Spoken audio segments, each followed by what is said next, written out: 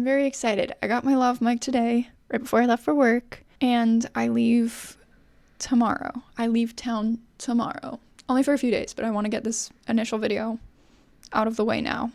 Oh, I need to take away that. So, hi, welcome to Fungus with Red, where we're going to talk about fungus. Before that, we're going to talk about my qualifications, because I feel like not a lot of people in sciencey channels talk about it ever, and I'm always left wondering, like, who are you to say these things? Initially, I was going to say, like, oh, I don't have that many qualifications. Oh, I'm just a little guy.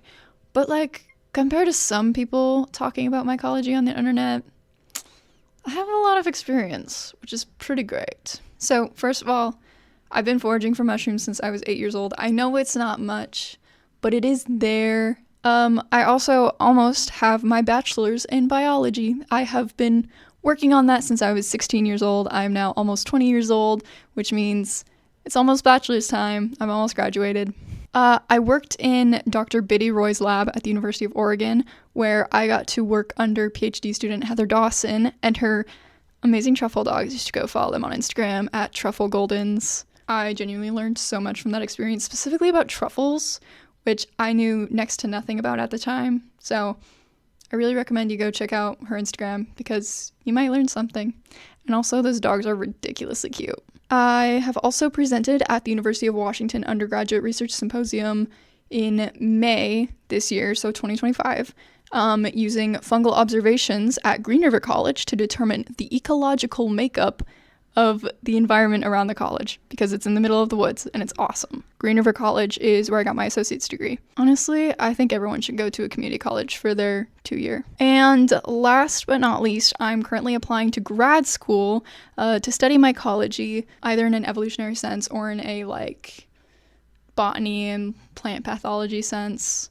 Okay, with that out of the way, let's actually start talking about what fungus is. Fungus are eukaryotes, just like animals and plants. All that means, as far as I remember, is that they have membrane-bound organelles. I also put on here that they're usually multicellular, but that's just not true for an entire domain of eukaryotes, that being the protists, which are unicellular. Some things that are fungus, obviously mushrooms. Everyone knows this one. It's the one that everyone thinks of immediately. To make it just a little bit more complicated, mushrooms are made up of hypha cells, which are kind of just tiny, stringy, cells. But that's why if you've ever seen that video of a mushroom being pressed up against a hot pot, it screams.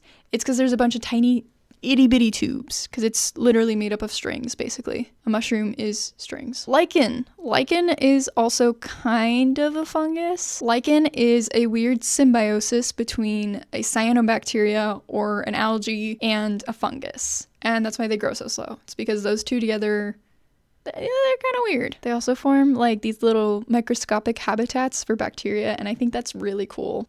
Hi. Hey, do you want to say something? No, don't eat it. Get your butt out of here. Away. Also, these ones are less popular. Mold and mildew are fungus. I personally love mold and mildew. They play a very important role in nutrition cycling, but obviously they're a little bit pesky when they enter your fridge, which is all the time, because there's just spores floating around. If you don't like me at my mold, you don't get me at my mushrooms. Anyways, I love mold. You also have yeast. Yeast is very cool. Your bread, your beer, your cheese, that's all caused by yeast. Yeast is a fungus. For a very long time, I actually had no idea where yeast comes from, and so I had to Google it. You kind of just find it on the outside of fruits, specifically apples and pears and whatnot. I don't know. I think that's really cool. I imagine the first alcohol, the first use of yeast would have been a cider, basically. How cool is that? I actually once tried to look into the full history of yeast usage, and it was complicated, and I want to do that again one day because it was really cool. There are also a bunch of classifications that people tend to believe fungus belong in, and they're wrong. Plants are autotrophs. The chlorophyll is so that they can produce their own food. Fungus are heterotrophs. They don't produce their own food. They have to get it from an external source. Bam. Not a plant. There's a common saying around that's oh, fungus are more related to animals than to plants. And for a long time, I was also saying this, except I didn't look it up, so I just kind of hoped it was right. And it is right. I looked it up. What I have written down in my notes is that both animals and fungus diverged from the clade Opimoda, whereas plants are not that. So, wow. Another thing that fungus are not, vegetables. This one bothers me for a lot of different reasons, but mostly because vegetable is not a scientific term. A vegetable is a culinary term, and it's basically just anything that a cook wouldn't consider a fruit, which is crazy because everything's technically considered a fruit. I mean, like, carrots aren't. Carrots are a nutritional root. Potatoes are also a nutritional root, although they have their own like classification called a tuber. But like eggplants, bananas, pumpkins, anything that has a seed is a fruit. Like, if it has to have a seed inside of it, which means tomatoes are fruit. Things like lettuce and kale, those are just leaves. They produce flowers that turn into seeds, but lettuce and kale are just leaves. The term vegetable just bothers me. Well, I guess by that definition they are vegetables, because you can kind of just say this apple's a vegetable. I hate the term. I hate it. There are also a bunch of things that get mistaken for fungus. These ones are really funny to me because some of them make sense. I say some of them. There's two things on here. Number one, slime mold. For a long time it was considered a fungus, and mycologists studied it more than anyone else. It's not a fungus. It is, I think it's like a protist. I'm pretty sure I read somewhere that it's like a colony of amoeba. Either way, mycologists still study it more than anyone else, so everyone still thinks it's a fungus, and that's fine. Another one, mycoheterotrophs. It's a big word. Mycoheterotrophs just means they get their food from fungus. Most of the time this refers to plants. Sometimes it does refer to other fungus. My favorite example of that is Indian ghost pipe, which I saw when I went to Mount St. Helens and went and hiked the ape caves. And it was really cool. And I thought it would be way more slimy than it was. It literally just felt like leaves, but it looks like an alien plant. You know, it has no chlorophyll. So they have to get their nutrients from mycelium. If you don't know, mycelium is basically just, it's like the vegetative body of fungus. It is the invisible fungus that produces mushrooms. Oh my god! Did you hear that? Oh my god. Hey, do you want to say something? Anyways, to continue on, we're going to talk about fungal niches because there's a bunch of them. I'm going to make it perfectly clear. There is no solid boundary in between a few of these niches, and in fact, fungus usually are primarily one thing and secondarily another thing. So like the genus Armillaria, honey mushroom, they are primarily wood saprophytes, which means they eat wood, but they are secondarily parasites. They are secondarily plant parasites. They kill the plant and then they eat its wood. The niches. First of all, saprophytic. It eats dead plant matter. We also have parasites. This one's pretty obvious.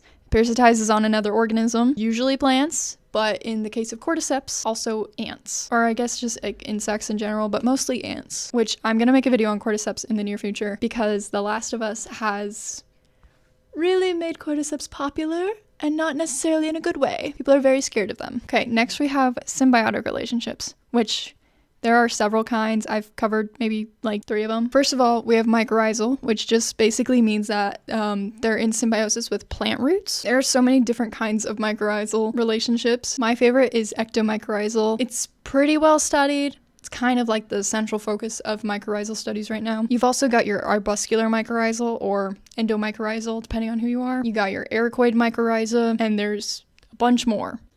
Before I move on, I will explain what they mean because, you know, I just threw a bunch of words at you. So endomycorrhiza basically just means that the mycelium is penetrating the plant cell to get nutrients to the plant and is also kind of forcing nutrients away from inside the cell. They tend to like branch out into like a tree root pattern inside the cell. It is very important that you know endo means inside the cell.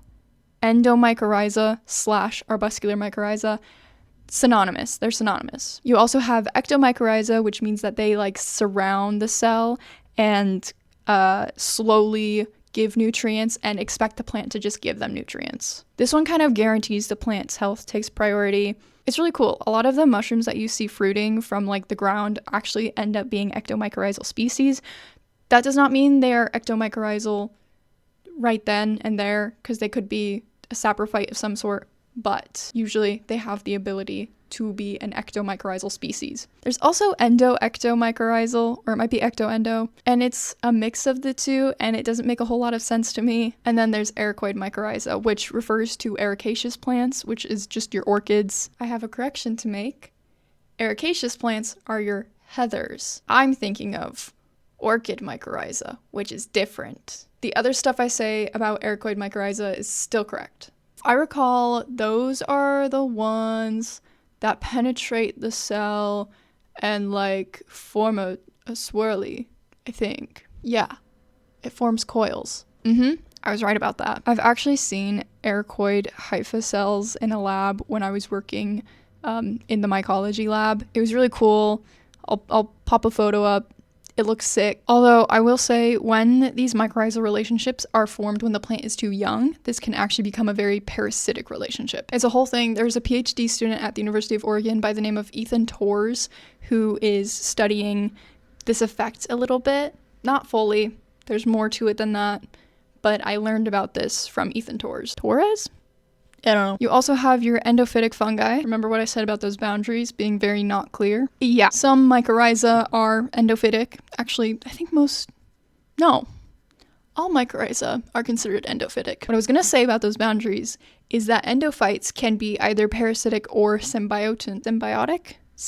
They can promote plant health, or they can go at the detriment of plant health. It's really complicated. It usually has to do with like nitrogen and phosphorus uptake. A certain amount of either one is really bad for the fungus. I think it's phosphorus. Too much phosphorus is really bad for fungus. And so a lot of the times a plant with these endophytes might be deficient in phosphorus, and that can be pretty bad. But there's also like a whole lineage of fungus that can eat nematodes, which is really weird because you don't think of fungus and eating, but like they secrete a digestive enzyme and then eat the nematodes like that. And those nematodes tend to be parasitic in plants, and I think that's so sick. I think it's the Pleurotus genus that does that, the oyster mushrooms. You also have your epiphytes. The difference between endophytes and epiphytes, and I should have clarified this before, your endophytes live inside the plant, your epiphytes live on the plant, on the outside of the plant. That's all I have for this video. That's crazy. The next video I want to do is on prototaxides, which, if you don't know, are these monstrous things from the Devonian epoch. Prototaxides are interesting because there's been a lot of argument over the years whether or not they're fungus, and there's some new research that's like, oh, these aren't a fungus, this is a new domain of life. And so I want to like fully delve into it, fully talk about it. We'll see what happens. We'll see. Oh my god, I can't with you, buddy. You're just so much. Okay, you have to be either on display or not. I wanted to say from the bottom of my heart, thank you for being here. I've thought about making a YouTube channel just dedicated to fungus for like 2 years now. Get your butt out of here. This is meant to be your mini Minute Man, your Lindsay Nicole, your that chemist of fungi. So I hope I can be that for you. Happy holidays. Bye-bye.